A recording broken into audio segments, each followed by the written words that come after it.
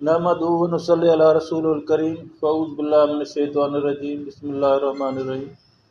आऊं professor doctor Azhar Ali Shah, pro vice chancellor Sindh university campus Dadu ऐं गॾोगॾु पाकिस्तान आर्ट्स काउंसिल दादू उनजो मां रूह रवा आहियां।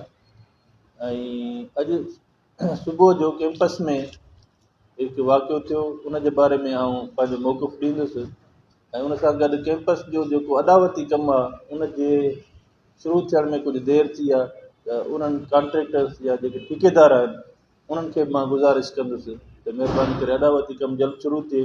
छाजे करे जो 2013 खां वठी 12-13 खां वठी सिंध यूनिवर्सिटी कैंपस दादू खे क्लास रूम जी तमामु घणी शॉर्टेज आहे ऐं असां डिग्री कॉलेज दादू जे उधारी बिल्डिंग में 2012-13 खां वठी क्लास वठूं पिया, जेको मुनासिबु कोन्हे को।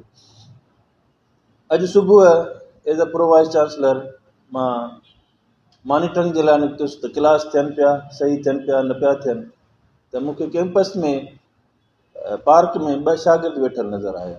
मां उन्हनि वटि वियुसि त हीउ क्लास जो टाइम आहे, तव्हां पार्क में छो वेठा आहियो?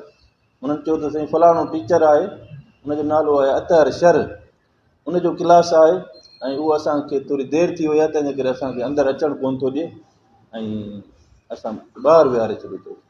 मूं चयो हलो मां तव्हां सां गॾिजी थो हलां। मां अंदरि वियुसि त टीचर कुझु कोन चयो ऐं शागिर्द वञी वेहनि पिया, त मूं हुननि खे सॾु कयो। मूं चयो था पहिरियां इजाज़त वठो ऐं जेकर टीचर इजाज़त नथो ॾिए त पहिरें पओ। हू पहिरें पिया, टीचर चयो न न केरु आहे केरु आहे, तव्हां वियो वियो। हुन इजाज़त ॾिनी, उहो वेठा।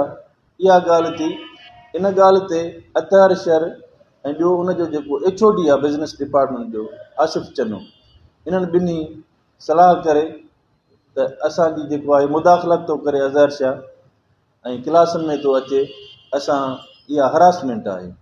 ऐं उन में हिननि हिकिड़ो शागिर्द आहे BBA जो, जेको आसिफ़ चने सां ऐं हिन सां अतहर शर सां ॿिट आहे, उहो आहे अब्दुल सत्तार पंवर ऐं उनजा कुझु 2-3। हाणे उन्हनि खे हू मार्कूं ॾियनि था, अहिड़नि छोकिरनि खे हू मार्कूं ॾियनि था।